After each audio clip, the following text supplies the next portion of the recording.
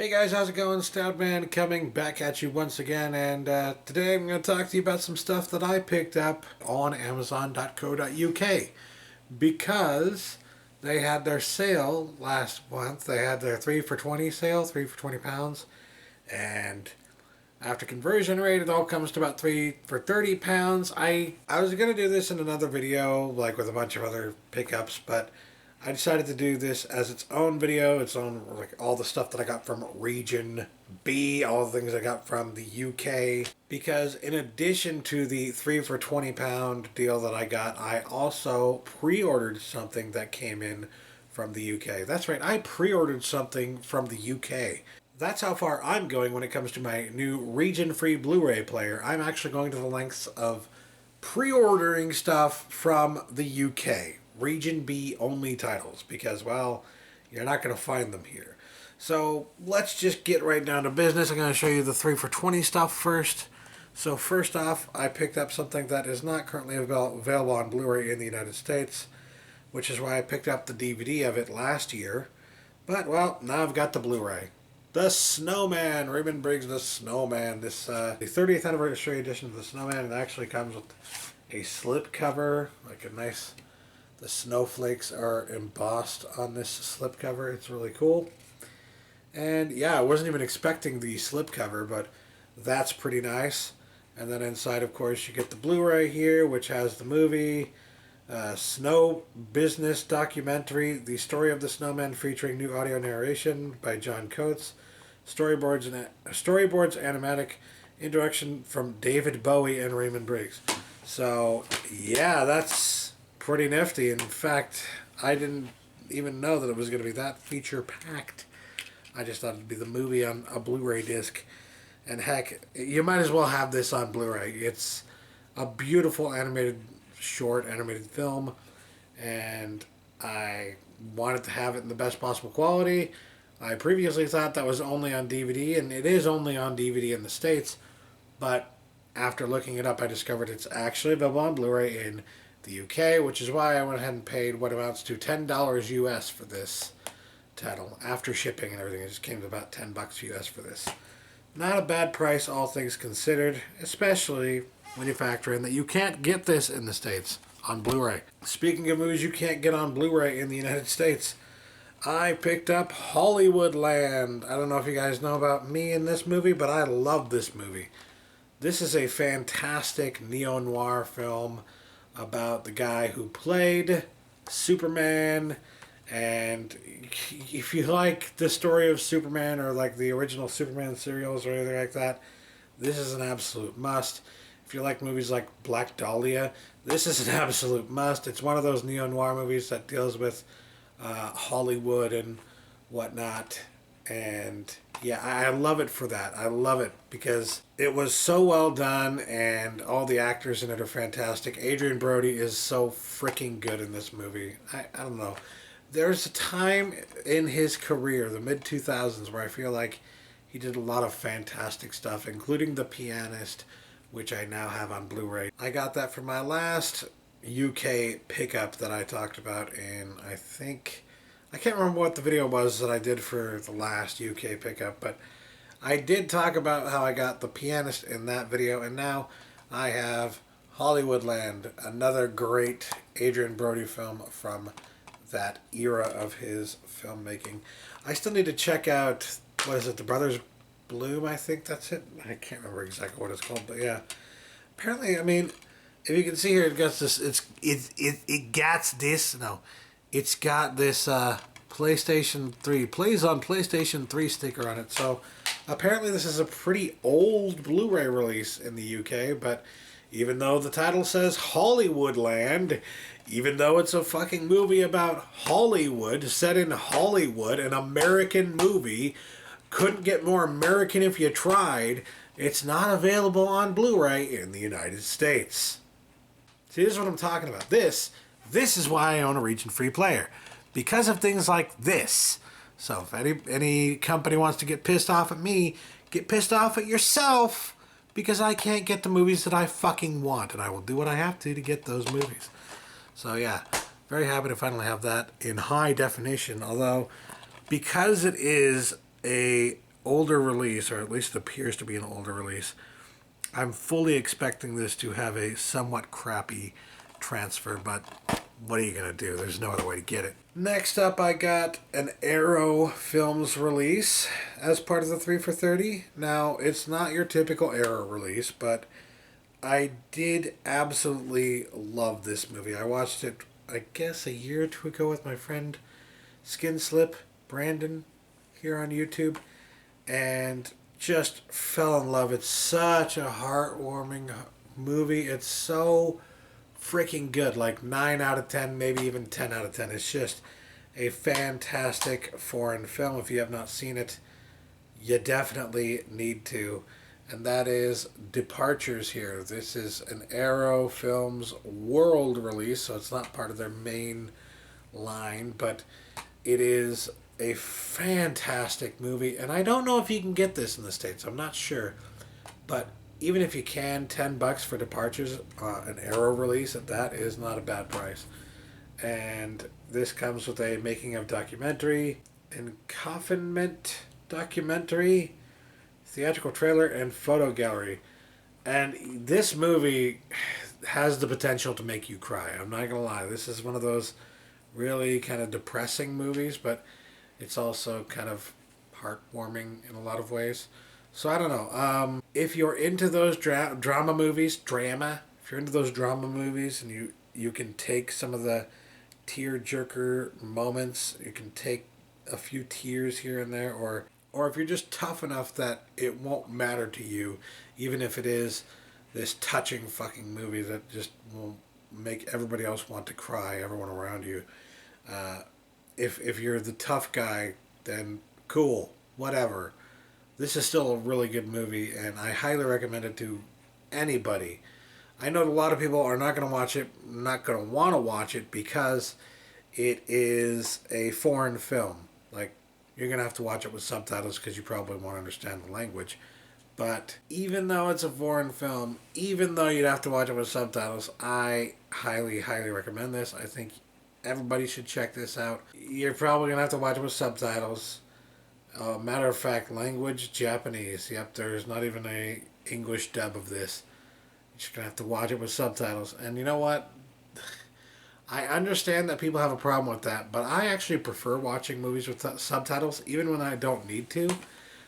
There's something that I learned in my time in college. It's based on that. One of the first things I learned when I wanted to become a writer, one of the first things that teachers started to teach me was to speak out loud what I was writing, or to speak out loud what I was reading. And the reason for doing that is you're reading it and you're reading it out loud. So you get to hear yourself say it as you are understanding and comprehending the words on the page. So it gives you two opportunities at the same time to understand what is being said, why it is being said, what the significance of that is, and just to get the subtext and the text all together in one without having to struggle very hard. And it really does work. I'm not even fucking shitting you. It really does work when you're reading something on a page, whether you're reading something off a page or if you're reading subtitles in a movie. That's something I have found is reading subtitles as you're hearing the words spoken, even if you're hearing them spoken in English and you already know how to speak English. So, like, the subtitles exist for those who don't know how to speak the language that's being spoken, right? But if you use them as a native speaker of the language that is then being presented on the screen, it gives you a second opportunity to better understand what is going on between the lines and whatnot. So I highly recommend that to people who don't typically like reading the subtitles or having the subtitles on, because you never know when you're going to miss something. You never know when somebody's going to say something at such a low volume that you're not going to understand what they said because it's so low, because they're just barely whispering it almost kind of situation. Or you never know when you're just not going to understand why they said something the way they said it or what's going on. I mean, there are so many cases that subtitles can help with just to understand what you're seeing on screen, even if you don't want to read because you're seeing it visually. Reading it will help you to understand what you are seeing on the screen. That, I think, is as much as I can say on the matter. But I don't know. It works for me. I know some people aren't going to like it. Some people aren't even going to bother trying it. Some people fucking hate subtitles with a fucking passion and will never give this a chance. But I'm telling you, you really should try it because, well, it works for me. And teachers have been telling people to read while they write or read out loud while they are reading something visually in order to better comprehend what is being said. And that same tactic, that same exact principle also works with subtitles and film. So, yeah, that's all I would say to that. Departures, I don't know why I got off on that tangent. I guess because this is a movie that you can only read the subtitles on. But this is a fantastic movie, even if you don't understand the language that's being spoken. And I watched it with subtitles on Netflix a few years ago and absolutely adored it and fucking loved it and wanted my collection for years now. And now I finally have it in my collection. $10, not a bad price, all things considered, especially considering that it's an Arrow release.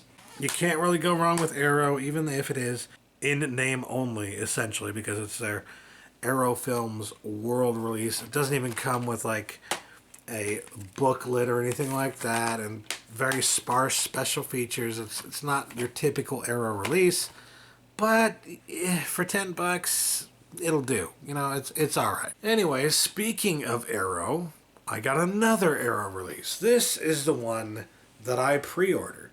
This just recently got re-released in the UK, and I pre-ordered it because I wanted to make sure I got my hands on it before it went out of print again. Because it's one of those movies that it comes in print and then bam, it's gone. Comes in print and bam, it's gone. You can't get your hands on it unless you get your hands on it immediately. So I pre-ordered it, knowing full well there was a chance that it was like limited to 1,000 pieces or something like that. Knowing full well that it was a movie that I really wanted in my collection and didn't want to pay $50 to $100 for.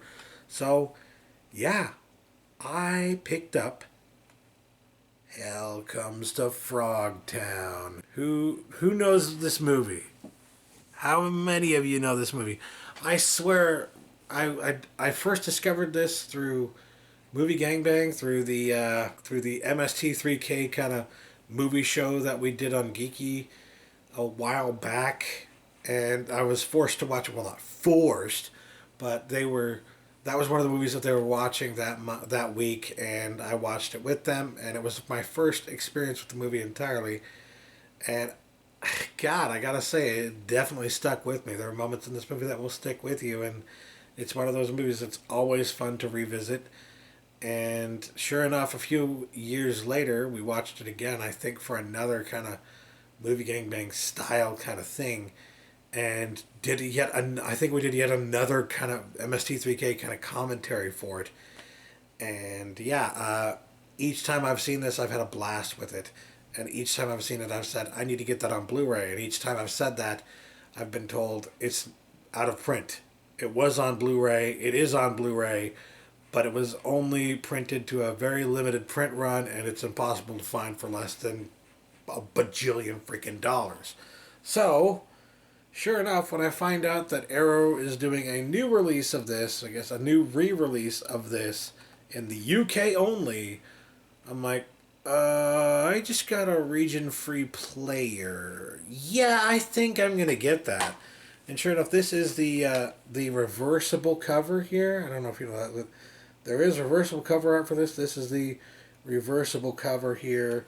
I think the main thing here that is not in this set that was in the previous set that they did was there was a booklet, but there is not a booklet in this particular version. They took out the booklet. I think the booklet is the special edition, the limited edition thing that you're not going to be able to find in the newer re-release of it.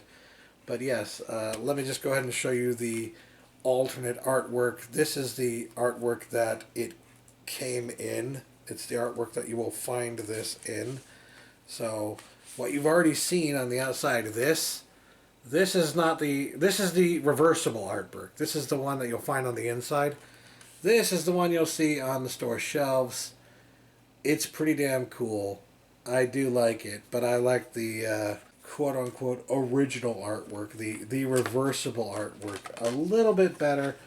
Decided to go with that instead. Come on, get back in there. Gotta love me some 80s cheese, you know? You gotta love the 80s cheese, especially when it's stuff like Hell Comes to Frogtown, Rowdy Roddy Piper at his cheesiest, and yeah, just fantastic, brilliant, awesome stuff. So this also comes with a bunch of special edition contents, including grappling with green gargantuans. Wrestling icon Rowdy Roddy Piper speaks about his leading man turn in Hell Comes to Frogtown. Amphibian Armageddon. Actor Brian Frank remembers his role as Commander Toady. Creature feature creator effects wizard Steve Wang reveals the secrets behind Hell Comes to Frogtown's mutant manifestations. An extended scene, original trailer, and the reversible cover art. So, pretty damn cool. Very happy to have this in my collection, and I only paid like $15 for it to have it shipped here.